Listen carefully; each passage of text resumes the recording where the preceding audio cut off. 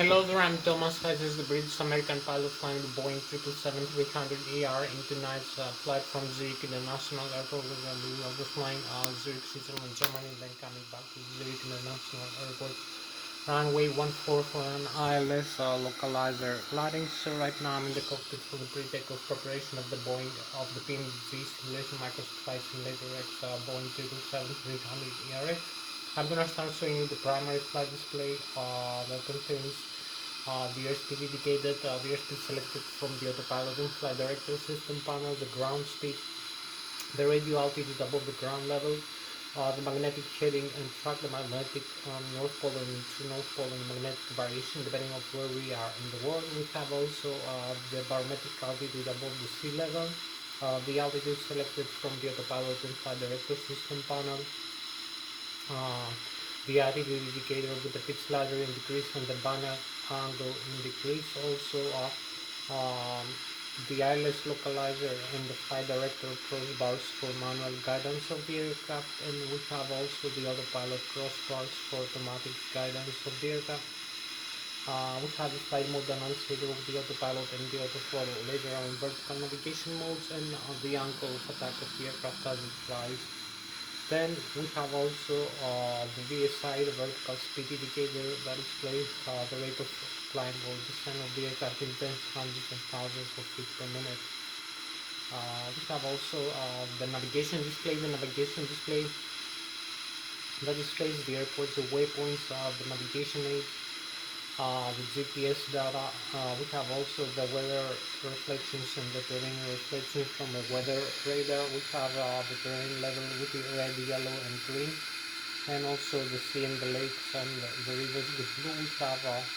Um, we have also the MP and the RMP, the acquired navigation performance and the required navigation performance with the GPS receiver. We have the magnetic north pole and the true north pole and the magnetic variation again, depending on where we are in the world. We have also other aircraft flying our own aircraft using the DSPNA, DSC transporter, transmitter, receiver that transmits and receives our position, altitude, direction, and airspeed to other aircraft, and also receives from other aircraft and displays the direction, altitude, variation, and airspeed in the navigation display as a passive radar indication with the warnings of the TICA system, the traffic collision alert system. Also transmits to the air traffic control, the ATC. We have also the next waypoint we're going to be overflying. We have the ground speed.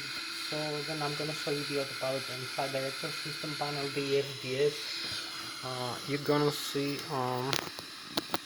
over here we have the panels in the cockpit. So you're gonna see the autopilot engage and disengage switch, the flight director engage and disengage switch, the autothrottle left and autothrottle right engage and disengage switch. We have the airspeed selecting node for the airspeed guidance of the aircraft in nautical miles per hour, knots, or Mach speed. So we're gonna select an indicator airspeed of nautical miles per hour for the flight level. We are right now below 18,000 feet. So you will see that, and it's going to command the FADEX. The FADEX are the full authority digital electronic control computers, and the EC, the electronic engine control of the engine, to produce these necessary thrust modes. So we have like the flight level change, the climb continues, and the auto throttle with the speed mode. So we have a couple of modes like the fixed thrust and the variable thrust. So we have fixed thrust modes like maximum continuous or takeoff go on for climb, and then we have the idle thrust, which is also a fixed thrust mode for descent, and we have the variable thrust modes like the cruise and the approach and landing mode. So when we are in the fixed thrust mode, for instance, the thrust is fixed, and the airspeed is being adjusted by varying the rate of climb or descent of the aircraft using the horizontal stabilizer and the elevator command, using the autopilot system and the auto trim function of the horizontal stabilizer. So I'm gonna show you then how to engage these modes. I'm gonna show you the LNAV and the VNAV, lateral navigation and the vertical navigation of the aircraft. I'm gonna show you the bank angle hold limit switch, the heading select knob and the heading hold switch, the rate of climb descent of the aircraft select slider. You can adjust how fast the aircraft will climb the descent using this slider in the FTA, the flight path angle, or the VS, the vertical rate of climb descent in tens, hundreds, and thousands of feet per minute. I'm going to show you the altitude select node and the altitude hold switch and the board localizer switch and the approach for autoland of the Boeing 777-300ER autopilot function. Then I'm gonna show you other things like also I forgot to mention we have the navigation display also displays the the route we're gonna make we're gonna create using the flight management computer, the inputs and the data of the aircraft, its weight for takeoff, the fuel on the board, the cargo and the passengers weight also, the cruising altitude and other data like the takeoff runway, the runway conditions, the altitude, barometric altitude above the sea level, barometric pressure, density, altitude of the atmosphere, and temperature, and also the wind, the takeoff wind direction and speed. And we're gonna make calculations for the takeoff speeds, also the flap settings and the horizontal trim stabilizer. And then we're gonna also input before takeoff the departure, airport and runway, the seats, the standard instrument departure, intermediate waypoints and fixes, and the stars, the standard terminal arrival, and also destination, airport and runway. And we're gonna create a whole flight path for the aircraft, a flight plan that we're gonna use for automatic guidance using the autopilot and the flight director, or for manual guidance of the aircraft for horizontal and vertical profile of flying. So you're gonna see this displayed in the navigation display like a purple line with the departure runway and destination runway and departure report, the destination airport. So I'm gonna show you then the thrust levers, what to adjust the thrust using the thrust levers command, and the thrust levers position, how also to use in conjunction with the auto throttle and the auto thrust system of the autopilot and flight director system panel of the aircraft for automatic thrust settings and airspeed guidance, also for climb, descent, cruise, or approach and landing. So you're gonna see how this works. I'm gonna show you the thrust levers, the auto throttle disconnect, the takeoff, go on, so then I'm gonna talk to you about the flight theory of the aircraft, how the Lszh has been produced.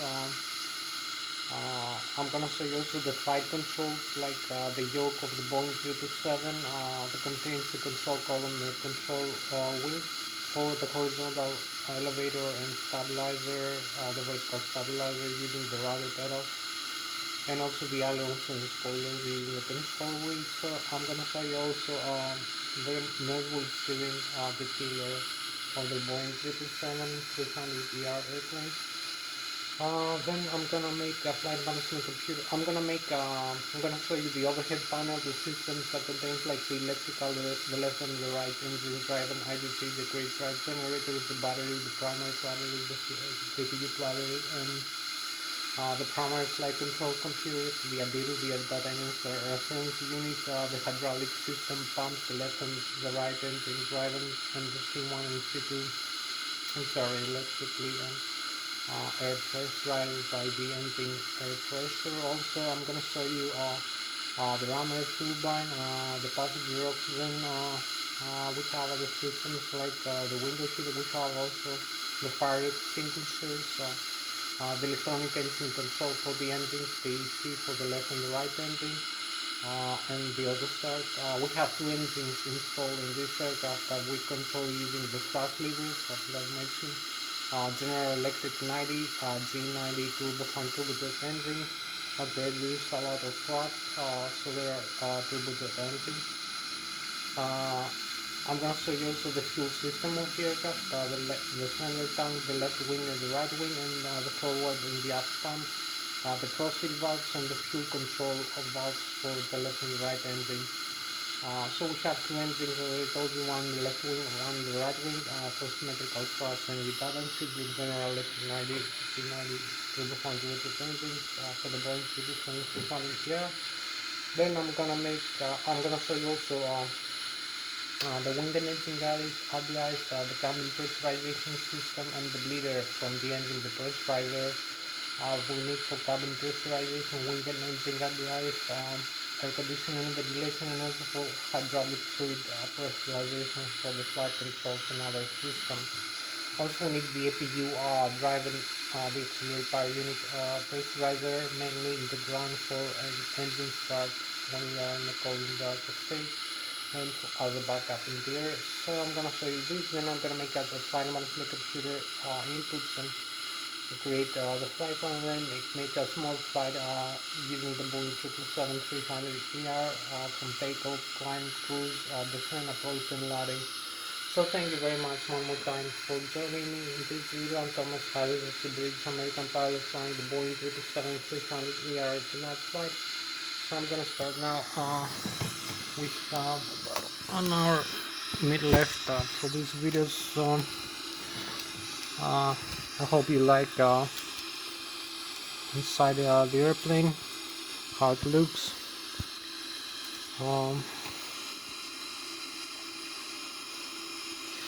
So you can see here we have all the systems and the controls. You can see also the outside view.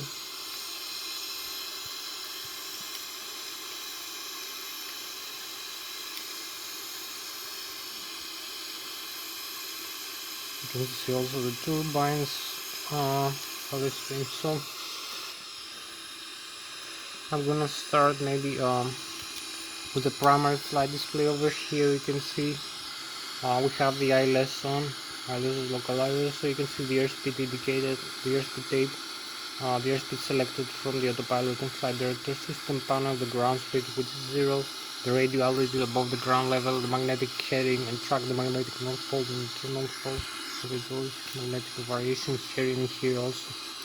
So you can select magnetic or true here using these switches. Now we have true or magnetic, true north pole for navigation, the geographic north pole, and now we have the magnetic. So we have also here inches of mercury, hectopascals. You can select hectopascals if you like 1013 for the barometric pressure, which is also setting for the altitude and the airspeed. We have the target altitude. The pitch ladder in degrees here, you can see 2.5 degrees, 5, 7.5, 10, 12.5, 15.5, 17.5, 20, plus or minus. We have the angle of attack of the aircraft, the bang angle. This is the altitude indicator, and this is the flight mode annunciator. And you can see the information of the Lszh localizer over here displayed. The IKL 136 degrees, DME. You can see also you can set back.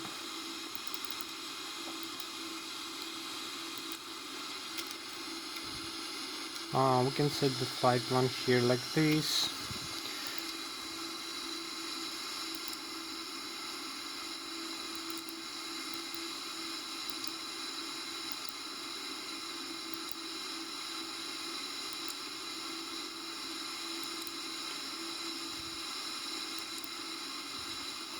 So we have the plan here. You can see the flight plan information, where the aircraft is located right now,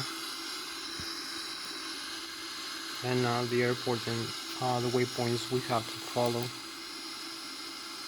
which is not complete yet. So you can see also the weather and the terrain right now, the scan, the airports on and off. So we're gonna use longer distance over here. This is the navigation display.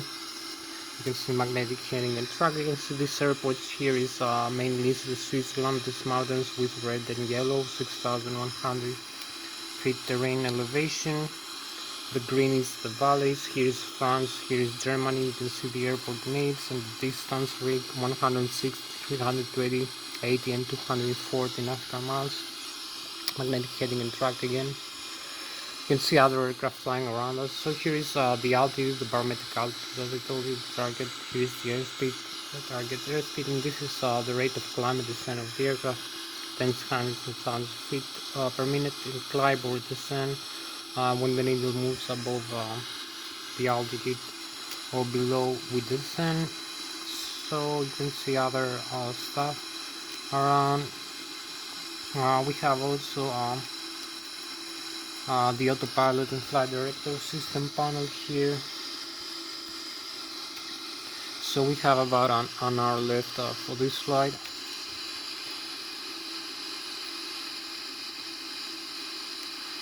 So I'm gonna show you now the autopilot and flight director system panel. You can see the auto throttle left here, auto throttle left off, auto throttle right off. You can see the auto throttle left is off, auto throttle right off. You can see the auto throttle right disconnect over here.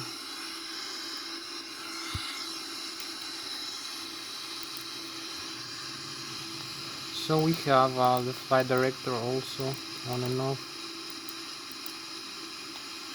like this. Now no flight director. So flight director on again. I'm gonna see the flight director information over here. So we're gonna come here now. We have a couple of things more towards over the autopilot flight director system panel. The airspeed here, the airspeed hold with both autopilots.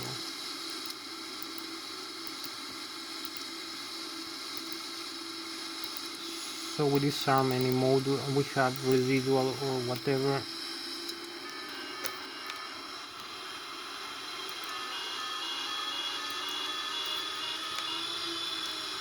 We are on mode for takeoff for still armed. We have the flight level change here. You can select an airspeed that is below like this. It should not be below the stall speed, like 140 knots for this configuration. You can select indicator airspeed or Mach, climb continues, auto throttle, this also is depressible, LNAV, VNAV, LNAV arm, also the hold of this. You can select the heading. So we're gonna leave this for the runway we're gonna use for takeoff.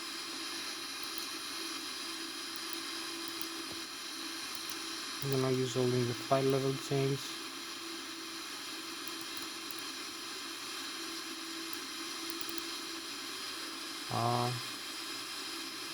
Maybe the hold here. So it's at a higher altitude like this. Also the heading hold, you're gonna see this information now being displayed over here. So we have this information. We have flight level change, track hold, flight director on. This target altitude 25,300 feet or 7,710 meters. With this target is 253 meters per second. So we arm the autopilot like this. You will see also the autopilot on, heading track. So now we have the heading with this information. So this is for the takeoff roll of the aircraft. So we go over here. We can set also the altitude hold like this. With the autopilot on, you will see the altitude displayed. And a couple more things to note. We have also the vertical speed flight path angle like this. So we can set FPA flight path angle. You will see a minus if we descend like this, minus 3.5 degrees. You will see the tick mark below the horizon line over here. You will see the tick mark for the descent, 3.5 degrees, and the FPA arm here in the flight mode annunciator. Also, we can use the positive climb like this if we use the tiller the other way like this. The slider. So now we have FPA again, but we have a positive climb over here. You see the horizon, above the horizon line, this purple tick mark. Now we go in the other mode, the vertical speed. You will see a minus again, minus 2600. Over here you will see this tick mark here in the vertical speed indicator, indicating the 2,500 feet approximately. So we go now the plus. On the other side you will see the positive, and this is the main modes for the climb, cruise. You will see a couple more in flight. So we have this mode now, and the tick mark is over here, 1,500 feet per minute for a climb, and the vertical speed indicator tape, the VSI tape. So now we have also a couple more things to do. So we have about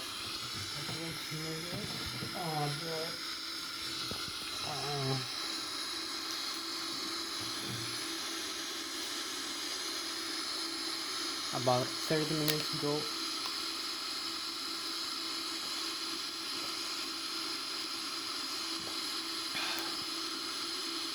almost.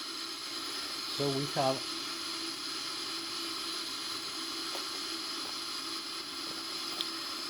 about 34 minutes left for starting the engines and going into flight.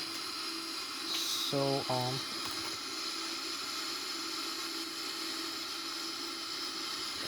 I'm gonna come now over here.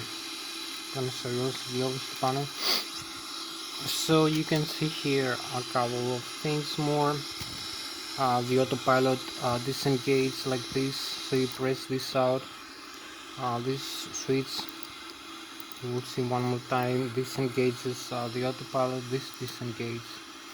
You will see the warning here, the red, and the autopilot is disconnected again.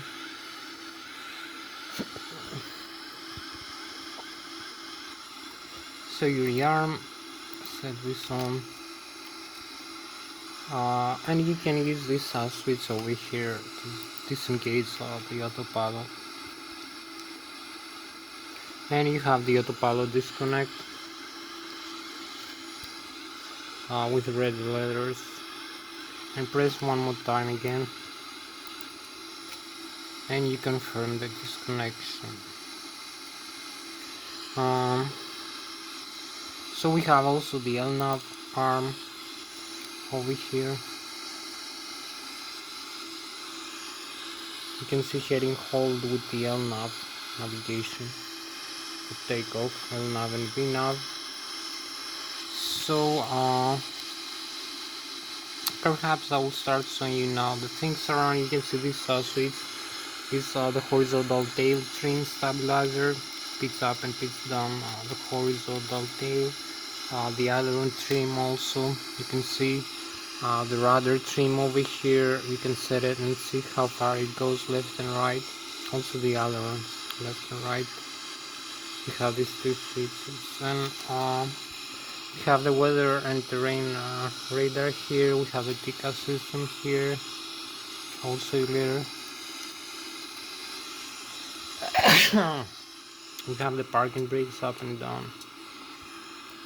You can see here the horizontal tail trim up and down like this. You can move it.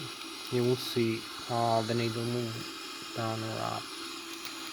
So this is moving this switch over here up and down, pitch up or pitch down the horizontal tail. You will see the indications here or in the display over here.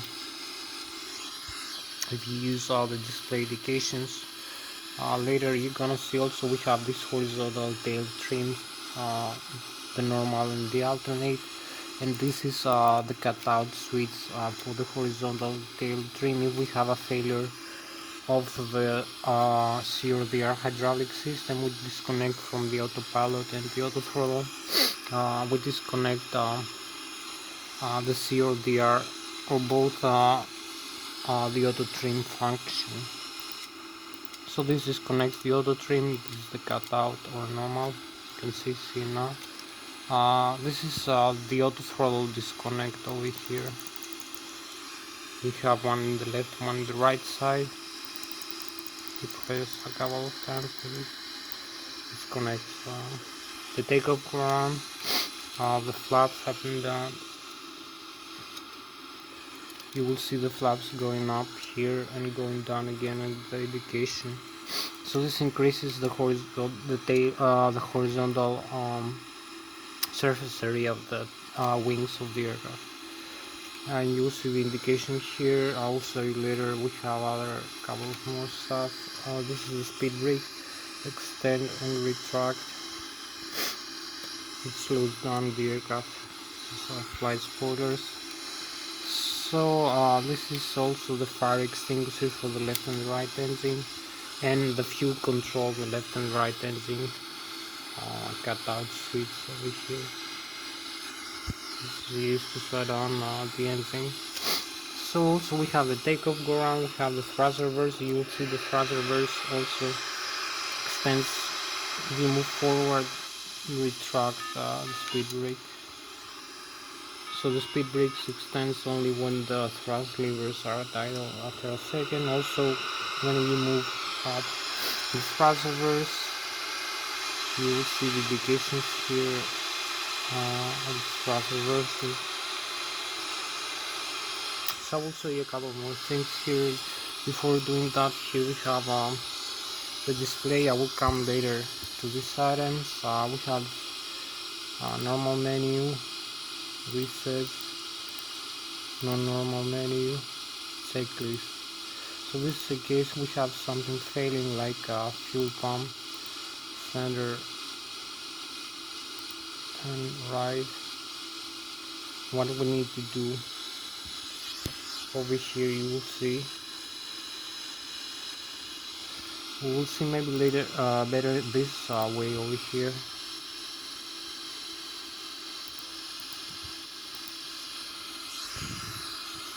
You can see what you need to do. We have a failure or a warning.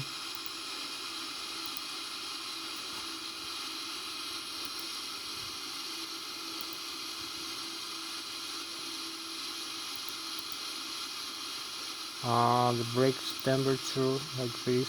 We have high temperature of the brakes. We have the non-normal like here, and the stabilizer like this. So the stabilizer, we fix it.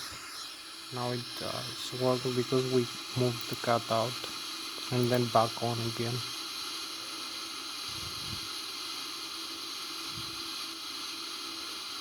So you press this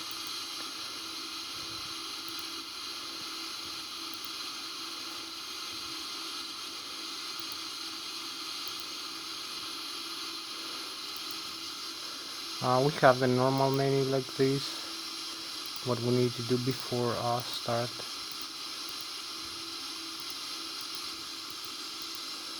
And the checklist is complete, so I will come later to this. I will go in the engines, so because I'm showing you the engine items right now. So this is the upper and the lower ACAS, engine indication controller system. So we have 35 minutes about. Uh,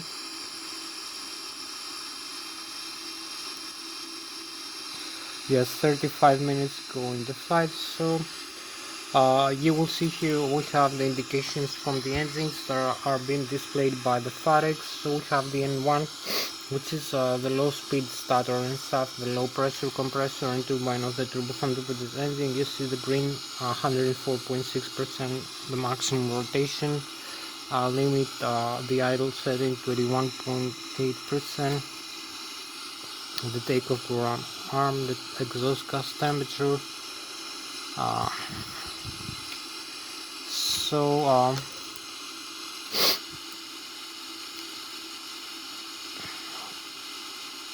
here we have the N2, which is a high-speed starter and the high-pressure compressor and turbine of the turbofan turbocharged engine. We have the fuel flow per engine per hour, the oil pressure, oil temperature, oil quantity, and the vibration of the N2 stage of the engine. So maybe we need to reset this back. Oh, we have now this indication here, which is very useful. Also, we have the bleeder, which is used for cabin pressurization. I don't know why it goes out. So maybe we need to leave this like in the manual off. Maybe it will display all the time.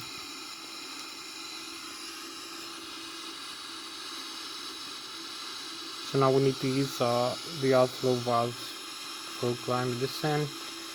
So I'm gonna come now to the engines. I will show you a couple of things how the engines work. So you can see when the speed brakes are extended at idle thrust and we move forward, the thrust levers also the speed brakes retract.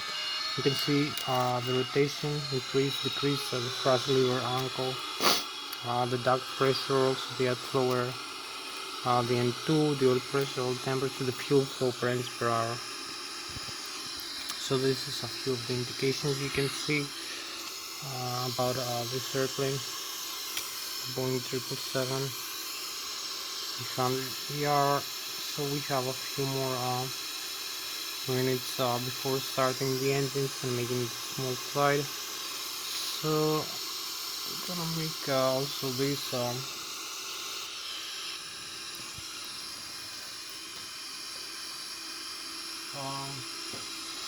so you can see the thrust levers. We use the thrust levers position, also disconnect the other throttle. We have also the variable thrust. If we move one thrust lever at a time, like this, you will see the differential thrust between the right and the left. Also the other side, the left one.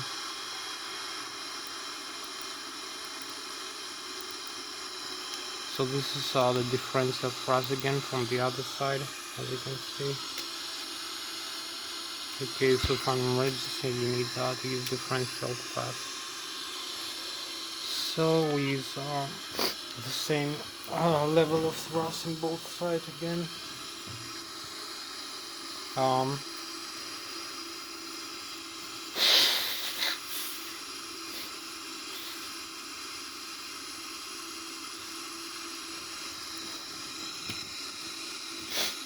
So we're gonna come here. We have 20 more minutes left. So I will talk to you about the flight theory of the aircraft very quickly now. So as I told you, we have the General Electric 90Z90 engines installed in the Boeing 777-300ER, one in the left wing, one in the right wing, for symmetrical thrust and redundancy, which are very powerful, most powerful turbofan turbocharged engines never built. So they produce a lot of thrust. Also, each engine has a gearbox that contains a lot of stuff. Unlike the FADEX are the full authority digital electronic control computers that control and monitor and display all the notifications and information from the engine dual channel. Redundancy, one channel fails, the other takes over for its everything. So you can see the N1, which is the low speed, low pressure The low speed starter and stuff, the low pressure compressor and turbine of the turbofan rigid engine, the exhaust gas temperature per engine, the outflow air pressure from the fifth and ninth stage of the blades of the turbine. We have also the N2, which is the high speed starter and stuff, the high pressure compressor and turbine of the turbofan rigid engine, the fuel flow per engine per hour, thousands of kilograms or thousands of pounds, the oil pressure, oil temperature, oil quantity, and the vibration of the N2 stage of the engine in meters. So the FAREX, the locally digital electronic control computers control monitor and display all these things. Also regulate the engine start, engine start down, the EC electronic engine control for the engines and the auto start. Uh, the fuel flow into the engines using a lot of stuff. So like we have the fuel control valves, low and high pressure, and the fuel pumps from the wing, left and the right wing, and the center tanks. They control the pressure inside the engine. If we have an overpressure, like they can let the fifth and ninth stage outflow valves into a higher stage so they can release the pressure from inside the engine. Also, we have under pressure inside the engine, they can close it into a lower stage so they increase the pressure inside the engine.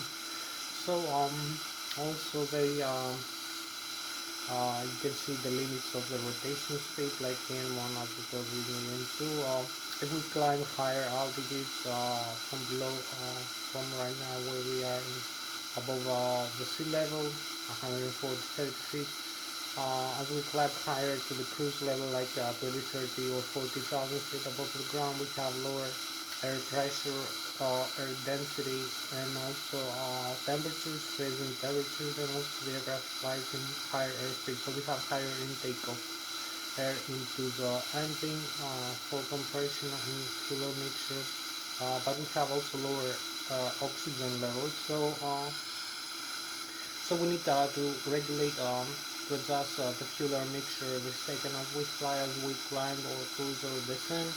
I understand that doing this manually, the FAREX, the full authority electronic control computers are doing this automatically every second. So they optimize also the fuel mixture and the fuel efficiency of the aircraft, and they help in the interconnection of the autopilot and flight director system with the autothrottle and the auto thrust, and also the thrust levers manual thrust lever position command for the airspeed command modes and the thrusting guidance of the aircraft. So I will show you now. I will talk to you about the flight theory of the aircraft, about the newtons per second and third law of kinematics of motion, about the Bernoulli theory of fluids, and also aeronautical and aerospace engineering, and derive and explain some interesting principles about the aircraft flying. So also necessary for the air transport pilot license or the commercial pilot license. So uh, for this aircraft right now we have about from the previous flight we had about 254,000 kilograms for takeoff weight, or about 521,000 pounds. I believe we are like 11,000 pounds less, for about 5,000 kilograms. So we have about 89,000 pounds of fuel on board right now, which is less than 30% of the total fuel we can take, and about 46,000 pounds or 20,000 kilograms of passenger cargo on board. So in total we have about 239,000 kilograms, or about 500 and maybe 11,000 pounds of takeoff weight, because we burned fuel from the previous flight. So now we are lighter, so we're gonna need for this runway the Lszh 14 this runway length and this runway conditions like ice, wet or dry, and also the wind component direction and airspeed magnitude. So we're gonna need also for the altitude above the sea level, the barometric pressure, the air density and the temperature of the air. We're gonna need to use 15 degrees of flaps and 4 degrees of horizontal tail spring stabilizer. for takeoff, and we need to accelerate to an airspeed of about 154 nautical miles per hour, or knots, or about 270 kilometers an hour. We need to exceed the stall speed that is going to make the wings of the aircraft not produce the necessary lift force. So the lift force is going to overcome the weight of the aircraft. That is equal to the mass times the acceleration, depending on where we are in the world. So also the thrust from the engine is going to overcome the kinetic and static friction in the aircraft wings and surface. So I'm gonna show you the outside view now and explain you the newtons per second inferred law of kinematics of motion and the Bernoulli theory of physics and aeronautical nautical engineering principles. So then I'm gonna show you the flight controls of the aircraft. We have about 40 minutes for this. So we go here. You can see we have the outside view. We have the wings. You can see the surface area of the wings holds the weight of the aircraft in total when the aircraft is flying. Also the thrust from the engines, the vectors move the aircraft forward. You can see we have the mean aerodynamic chord, about 25% of the Mach. Here is also the position where the maximum aerodynamic lift and pressure is being calculated, and also the position where the stall begins. The air flow becomes detached from the top surface of the wings. It's also the position where the center of gravity of the aircraft has been positioned. Usually you can shift the center of gravity forward or up, moving past the cargo and fuel. We have also we have this wingtip to wingtip vector. We have the longitudinal from the nose to the tail, this longitudinal axis, the lateral axis, and the vertical axis from three transverses the center of gravity. So we have also other forces like the moment arm or the lever arm from the center of gravity all the way back to the horizontal, or the vertical tail from the center of gravity to the left and the right ailerons and spoilers surface. So you can use the airflow deflection as you fly to steer the airplane and hold it stable. So you can see the bottom surface of the wings is more flat, generally speaking. So as the aircraft accelerates the takeoff speeds, the airflow of the air flows with a slower airspeed using the Bernoulli theory of physics below the wings. So the air is more pressurized. It has higher air pressure, a positive air pressure below the wings, which pushes the aircraft wings up into the air. So also the top surface of the wings is more curved. It has a higher curvature above the wings. So the airflow of the air mass moves much faster using the Bernoulli theory above the wings. So the air pressure is much lower above the wing. This creates an air suction that sucks the aircraft up into the air. So we have positive higher pressure below the wing and negative lower pressure above the wing. We have also, as I told you, the moment arm. This times the distance from the center of gravity all the way back to the horizontal and vertical tail over the surface area of the horizontal vertical tail elevator, or the rudder, times the airflow of the air mass per second times the Earth's acceleration of gravity, or you can use other elements and spoilers. So you have the moment arm. This times the distance as you gravity all the way back, surface area of elevator, airflow per second, and acceleration of gravity, and you can pitch up or pitch down the aircraft, or you can steer left and right. So this is a few of the forces you need for the air transport pilot license to remember. Now I'm gonna show you the flight controls. I'm gonna show you the side stick inside the cockpit, how I control the aircraft using the flight controls. So I'm gonna start maybe with this here.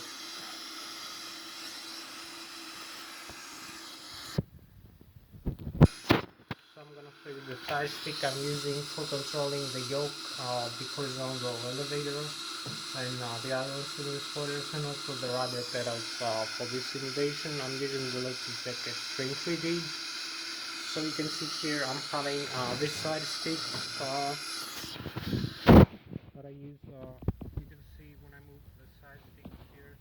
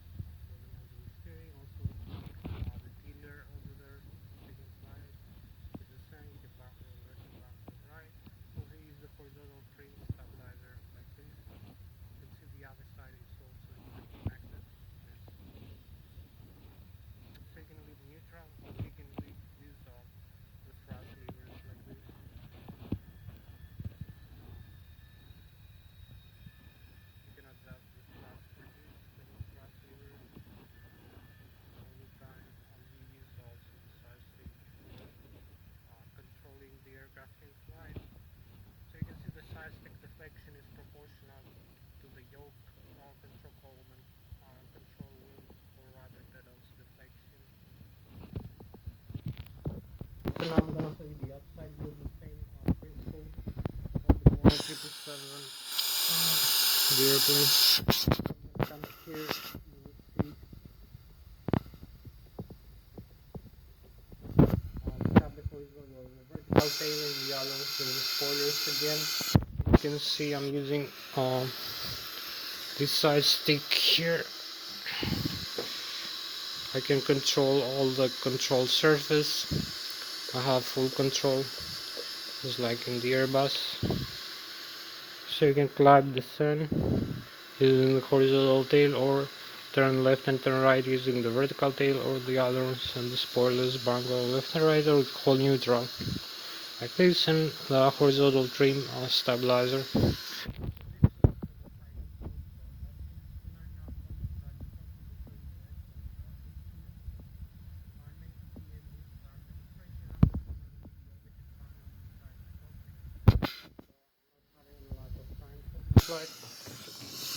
So I'm gonna come here, you will see uh, now we have this over here. We have about 7 minutes left for this flight. So again we have the cockpit view from this side. We will lose more time this time. So you have the overhead panel that disconnects for the hydraulic fluid, the circuit breakers. Over here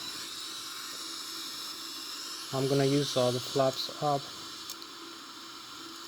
to the 15 degrees. You will see 15 degrees over here. Moving up, you can see the other indications, also the landing gear here, and the auto brake. So we go here, you can see we have the electrical, the hydraulic, the window heat, the passenger oxygen, the cargo fire, the electronic engine control for the engine, the fuel system, the fuel pumps and fuel tanks, the wing and engine at the ice, the cabin pressurization, and the bleeder, the pressurizer we need from any system. So I'm gonna start here. You can see the ADIRU, the air data initial reference unit that displays all the air data over here, like the airspeed, the barometric altitude, the magnetic or true north pole, and the gyroscopic acceleration and deceleration of the aircraft, the GPS receivers. We have the primary flight control computers over here. The APU, we need to start the APU. We have the left and the right engine driving. The hydraulics over here, turn off all the hydraulics, you will see. Many systems will gonna fail like this if we turn off the hydraulics.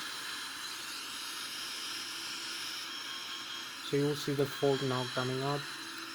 Many systems, we're gonna lose the flight controls also. The stabilizer, flight controls, hydraulic pressure, C1 and C2, and also the alternate flaps now. So we lost all the hydraulics. We need to reset all the hydraulic pumps on.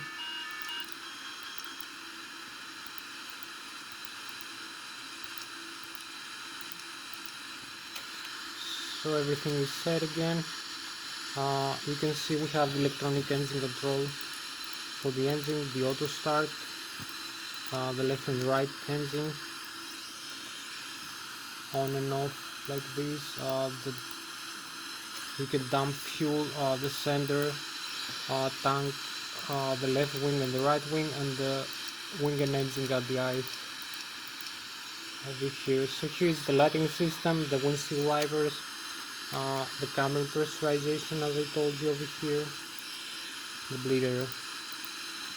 So in the manual you select climb or descent, the outflow valves open or close, in the automatic you leave it the way it is, and we have the bleeder from left and right engine, also from the APU. We close everything off and you will see what happens. Without bleeder we're gonna lose many systems, including the cabin pressurization and some hydraulic system fluid. Over here bleed isolation. hydraulic pressure demand off, as you can see over here. So we turn on the bleeder again. We need for wing engine at the ice, air conditioning, ventilation, and also for starting the engines using the APU bleeder. So we go back where we are, and we see this CDU over here. So we have the systems, the engine, the status, APU, hydraulic fluid over here, oxygen, checklist, normal menu, non normal, communications, navigation, synoptics. So you can see the doors are closed, the cabin can be pressurized, the landing gear, you can see the pressure of the tires and the temperature of the brakes, electrical exhaust, left and right engine, main battery, APU voltage, and the APU is running. Also the backup system, so you have the voltage over here, 27 volts and 0 average right now for either battery. You have the hydraulic left engine, right engine, and the electrical C1 and C2 where the hydraulic fluid goes. 3000 psi is left and right engine, and the electrical C1 and C2 which are off valves. You can see center tank is empty with yellow crosses, 43,000 and 42,000 each left and right wing, forward and aft pumps, crossfit valves, low and high pressure fuel valves, total fuel on board. The APU is fed using this line from the left wing using the DC motor. Also you can see the minimum fuel temperature where the fuel freezes. So you have to pay attention when you fly. Also left and right engine, the bleeder, left engine, right engine, APU. I told you already what it's doing. So if we increase the thrust from the engine, you will see more bleeder coming in it. The system, also the last item, the flight controls. We need to make everything is right. So you can see everything is moving around. It's correct. There is no failure, no panic system. Like if you see this over here, the captain and the first officer. If you move around, the flight controls, also the rudder pedals and the other side. So everything should be displayed over here. Now we go here in the engine, and we go in the virtual cockpit and make the auto start now, turn off both engines like this. You'll see the engine auto start over here is on. Also the fuel flow is 0 over here. So you can see also the outside view. The engines are all right and left wing. We slow it down. So now we need to let the fuel on like this. We're gonna have the engines back on. They're already pressurized by the auto start, so above 30% and 2 you can start the fuel flow. So you will see the right and the left wing, the turbofan engines are moving correctly. So we have the start of the engines. Now we go in the last item before taking off for flight, setting up the flight management computer. Over here we have like a couple more minutes. We have the FMC, the menu, the approach reference, the position, the GPS, Lszh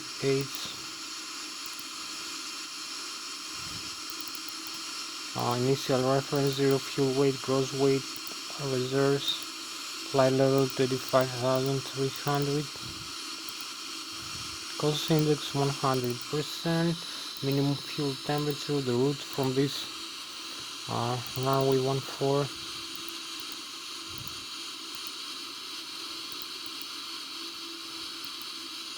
runway 14,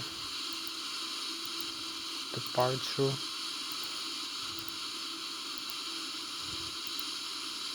arrival Lszh 14, Transnegro 1 Alpha, Transsummit. So you have the legs here, cancel the discontinuity, activate and execute, and one last step, The flaps for takeoff 15 degrees, center of gravity 35%, 130, 137 and 153 for takeoff speeds, and we're ready just for taxiing into the runway right now. So here we are, we go taxi into the runway, parking brakes off, and advance the thrust levers, and use also the tiller here for the nose wheel steering.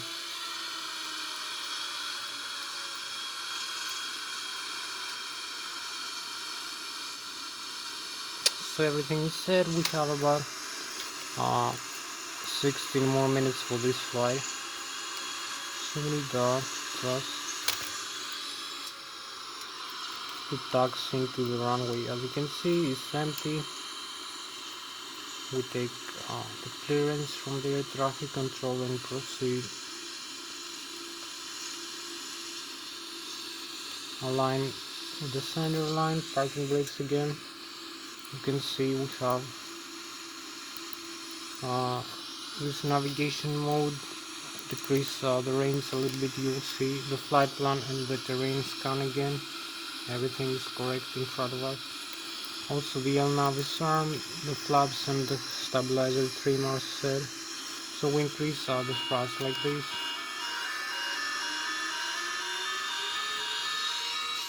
So this is where we are right now, our last view before takeoff. And I'm gonna show you this view here for the takeoff roll. Disarm the parking brakes and go. Also advance more the thrust levers.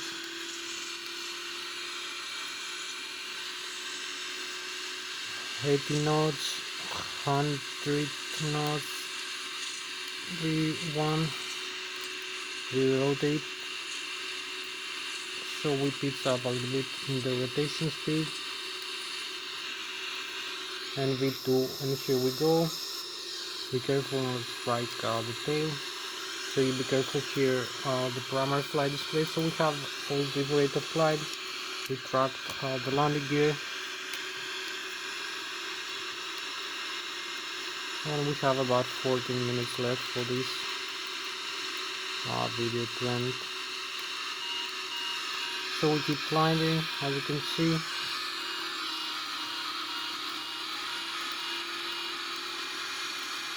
So this is the pitch altitude. Now we are 2,500 feet, but 4,000 feet above the sea, 2,500 above the ground level. We climb with 6,600. This is the thrust from the engine.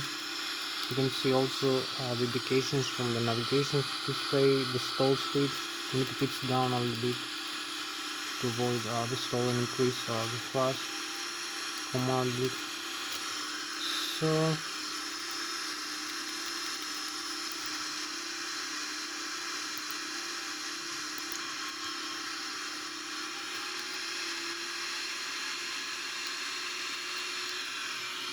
So we keep climbing, as you can see.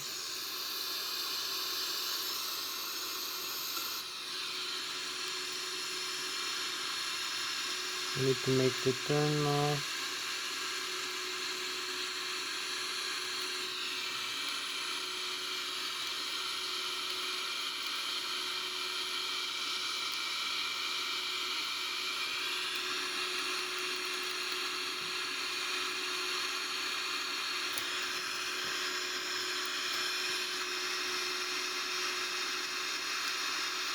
We have about 13 minutes left for this flight.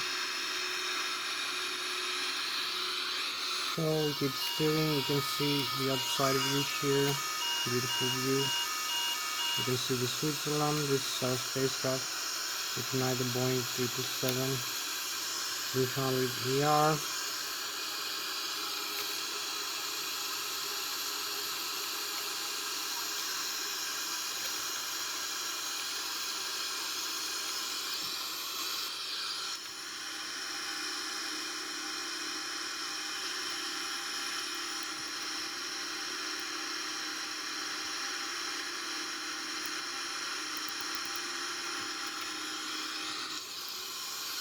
Hope you like the outside view as we keep climbing.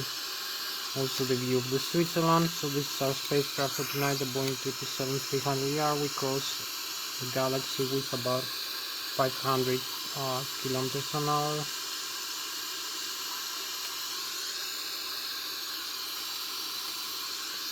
So now we go back inside.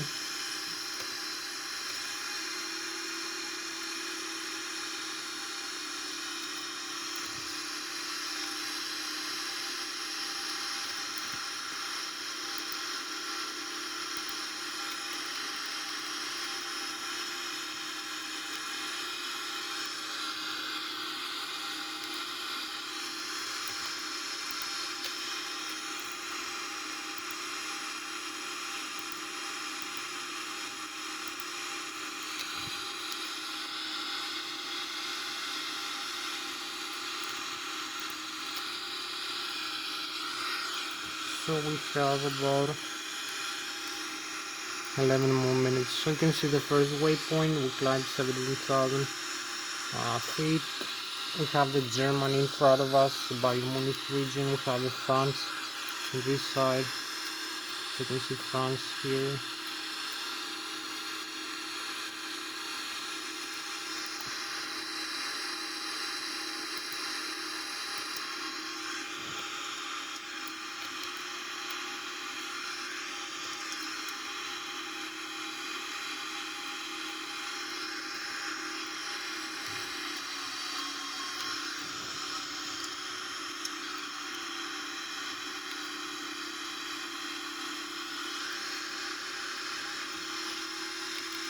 Thirty thousand feet.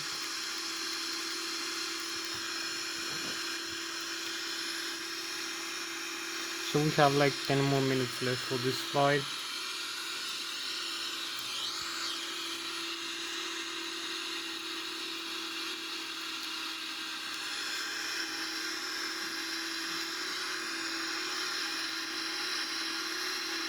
So you can see the next waypoint. We cross 32,700, 800, 900, 33,000 feet. Keep climbing.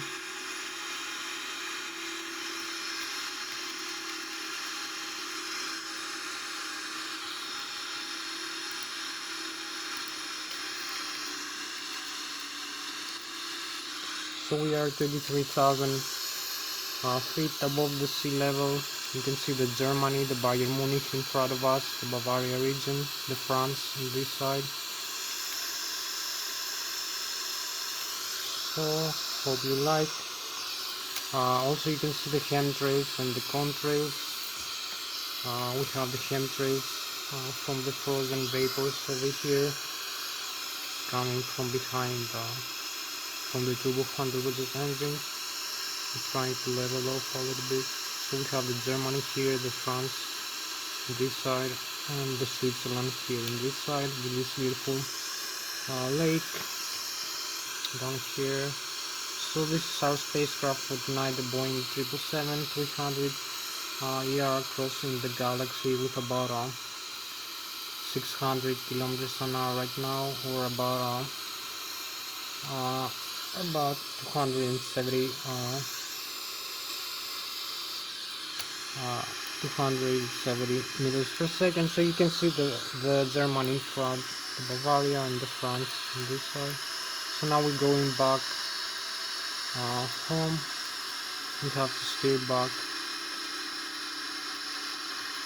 also leveling off a little bit.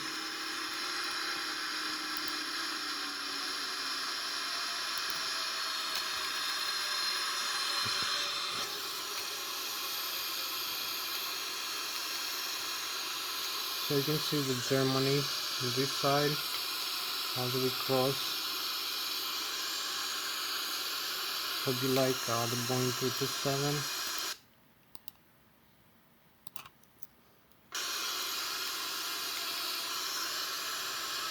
This nicer views over here, 35,300 feet. You can see also the frozen vapors. And here's the Germany, here's the galaxy above us. And we're going back to the Switzerland.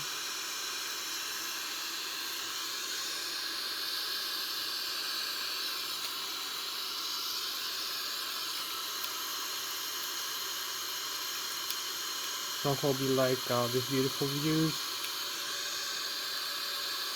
We're going back now, and we have about maybe 8 minutes left for this flight.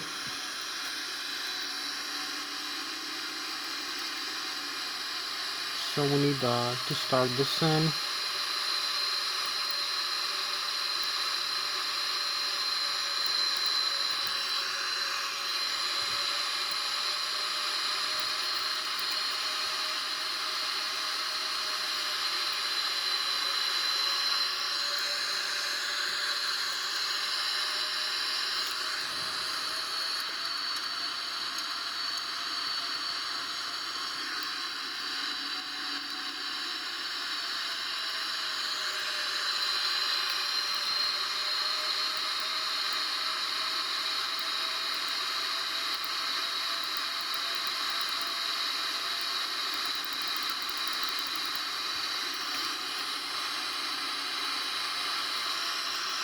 So we start the descent now, and we have a few more minutes left. So this is our spacecraft for tonight, the Boeing 737-300ER,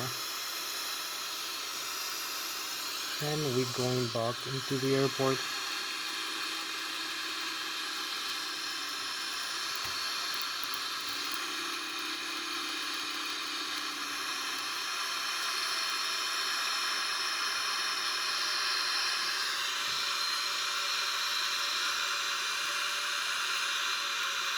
So we need to make a shortcut for this approach because there is only 5 minutes left for this video to end. So we're gonna make a manual approach and landing.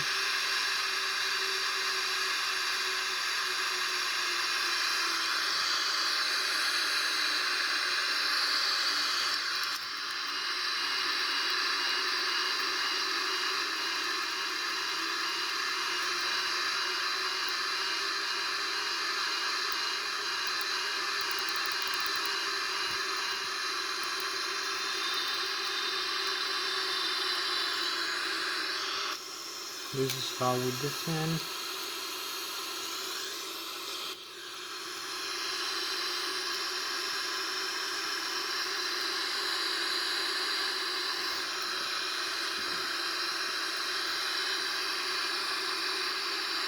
So we have about 5 minutes left for this video to end, for the record. Also, is this.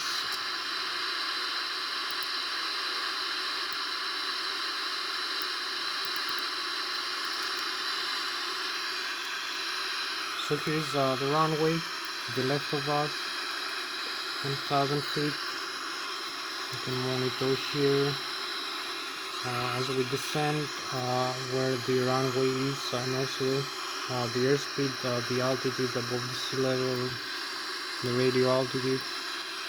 So we need to keep descending a little bit further over here and make the turn now for the approach.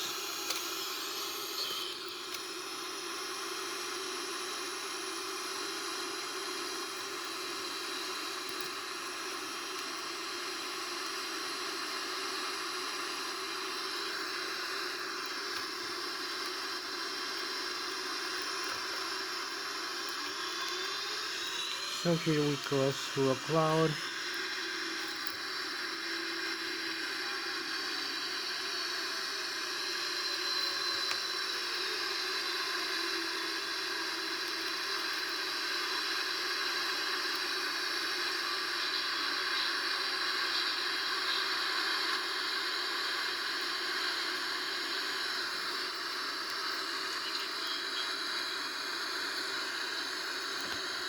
So we have a couple more minutes left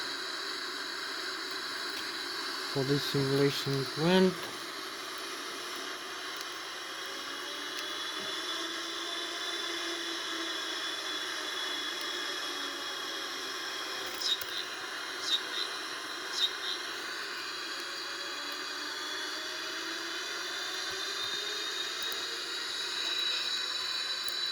So we keep descending. We're in the approach mode.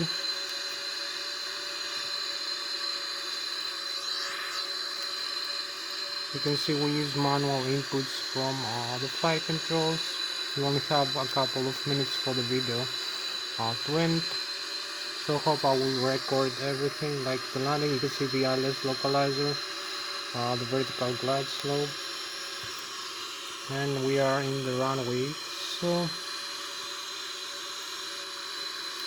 idle thrust, manual idle thrust, increase the sink rate, and now leveling off for the flare. 10 parking brakes and reverse thrust, maximum reverse, idle thrust and reverse. So here we going into slow down. As you can see, we just touch it down. Very beautiful touchdown over here. As you can see the nose wheel here is perfectly safe. There is no breakage, no buckling of the tires or of the wheels. Also the landing gear, no breakage of the tires or of the wheels. Everything is normal. As you can see, all the tires and all the metal parts, no buckling, no breakage. Also from this side, the nose wheel again. You can see the aircraft is starting up. This is the nose wheel. It's very nice. All the tires both is correct, and no breakage of the nose wheel after the touchdown, because we made a very smooth touchdown over here. So that was all tonight.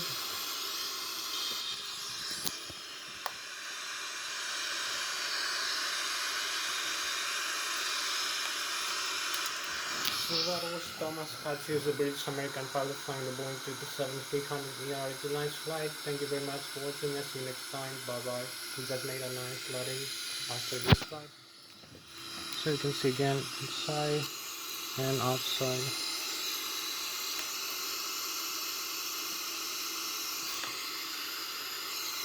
So you can see again the landing gear